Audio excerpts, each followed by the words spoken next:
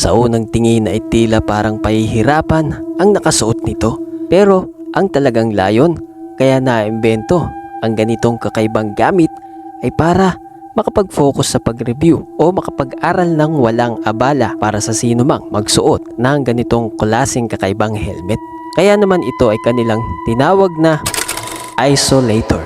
Ipinakilala noong 1952 ng inventor na si Hugo Gernsback. Kapag isinuot mo ang ganitong klaseng helmet ay sinasabing hindi mo na maririnig ang ingay na maaaring makaabala sa iyong konsentrasyon sa pag-aaral. Literally isolated talaga ang ingay na halos pati hangin ay mahihirapan ka ng malanghap.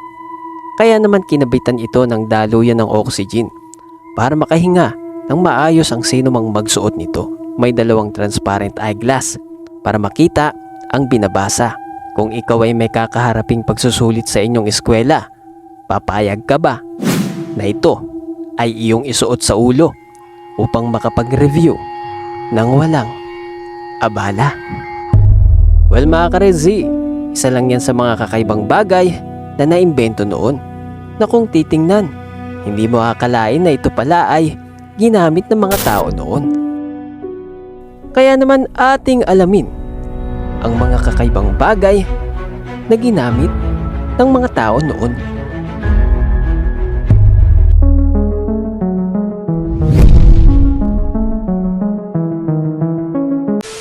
Ang tila parang robot na ito ay tinawag na submarine armor.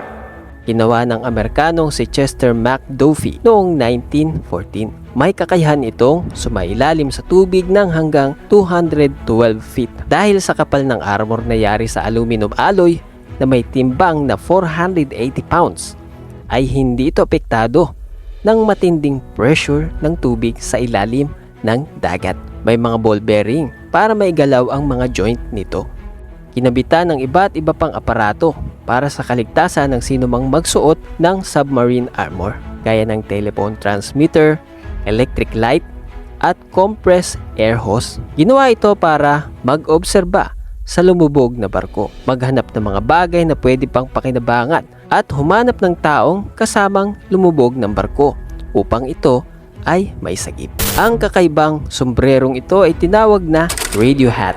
Kaya nitong sumagap ng station frequency ng hanggang 33 km. Ipinakilala noong 1949 at nabibili sa halagang $7.95. Ginawa ito ni Victor Hoeflich. Dahil sa matagumpay na publicity campaign ay madaming tumangkilik ng ganitong uri ng radio, at talaga namang malaking tulong noon para sa mga mahilig makinig ng radio kahit habang naglalakbay. Ginawa noong 1930 ni John Archibald Purves ng UK itong kakaibang sasakyan na tinawag na Dynasphere, isang klaseng monowheel vehicle design patent. Ang idea ng disenyo nito ay nanggaling sa sketch artwork ni Leonardo da Vinci. Ang Dynasphere ay may taas na 10 feet, gawa sa iron lattice work, tumitimbang ng 1,000 pounds at may bilis na 40 to 48 km per hour. Ang Colt 38 revolver na ito ay may nakakabit na maliit na camera upang kumuha ng larawan kapag kinalabit ang gatilyo. 1938 nang ito ay ginamit sa New York. Hindi klaro kung sino ang gumawa ng revolver camera, pero isa ito sa kakaibang konsepto na naisip ng taong gawin. Isa itong paraan para makita ang larawan ng tao kung paano ang itsura bago masawi sa pamamagitan ng pagbaril ng revolver camera. 1922 nang maimbento ni Emma Reed sa Washington ang urban window baby cage, na kung titingnan ay tila delikado ito para sa bata, pero sa kasaysayan ay wala namang naging record ng aksidente o nasawing bata dahil sa ganitong kakaibang gamit. Ayon sa nag-imbento, kaya nagawa ang ganitong kakaibang gamit ay para ilayo ang bata sa masikip na lugar. Kaya naisip niya na sa pamamagitan ng urban window baby cage, mangyayari ang nais niya para sa bata. Makikita sa larawan na tila may tulak-tulak na maliit na kabaong ang babaeng nakasuot ng gas mask. Pero ang talagang hawak ng babae ay tinawag na gas-proof stroller. Ginawa noong 1938 sa England.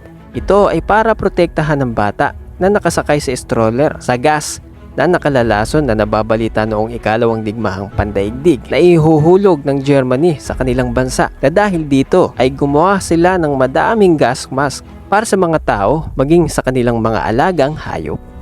Ito ang kanilang ipinakitang halimbawa ng magprotesta sa Los Angeles, California noong January 12, 1950 na kayang linisin ang leeg ng hindi gagamit ng tubig at sabon. Ang color brush na nakasuot sa leeg ng bata ay yari sa plastic. Ang kakaibang gamit na ito ay ginawa ng Los Angeles Brush Corporation para ipakita ang kanilang pagtutol sa paggamit ng sabon noon. Ang fireman suit sprinkle ay siguradong safe para sa sino mang magsuot kung susugod para mag-apula ng apoy na nag-aalab sa bahay. Ginamit ito noong 1931 sa bansang Germany para sa kaligtasan ng sino mang bumbero na magsuot nito.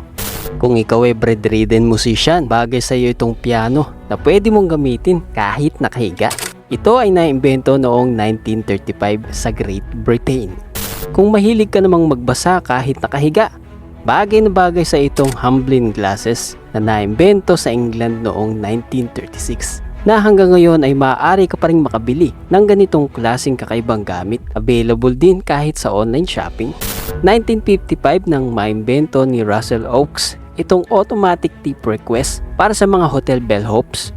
Obvious naman na ginawa ito para hindi mo na kailangan sabihan ng tao na magbigay ng kanilang tip. Ikaw ba ay papayag na pumila para sabay-sabay na kayo ng tropa na magpaahit ng balbas at bigote? Ang mass shaving na ito ay ginamit noong 19th century. Kung ikaw naman ay may mahabang bigote at ingat na ingat kang madumihan ito lalo kung ikaw ay kakain, dapat kang gumamit nitong mustache guard na naimbento ni Verhil Gates noong 1876. Gusto mong makasigurado na makapagpapayat at makapagpigil ng pagkain, ang anti-eating mask ang dapat mong gamitin. Naimbento ito ng taga California na si Lucy Barmby taong 1982. Pero kung gusto mo namang magpapayat nang hindi mo na kailangang magpakapagod sa ehersisyo, ang 1960s electric slimmer ang dati ay ginagamit ng mga tao noon.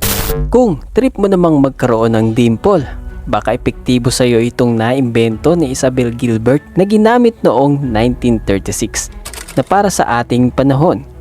Ito ay kakaibang bagay na ginawa ng mga tao noon.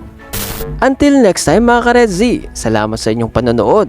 Kung nagustuhan nyo ang video, huwag kalimutan mag-subscribe and click notification bell para always kang updated sa mga ganitong klaseng video at tumatalakay para makadagdag sa inyong kaalaman.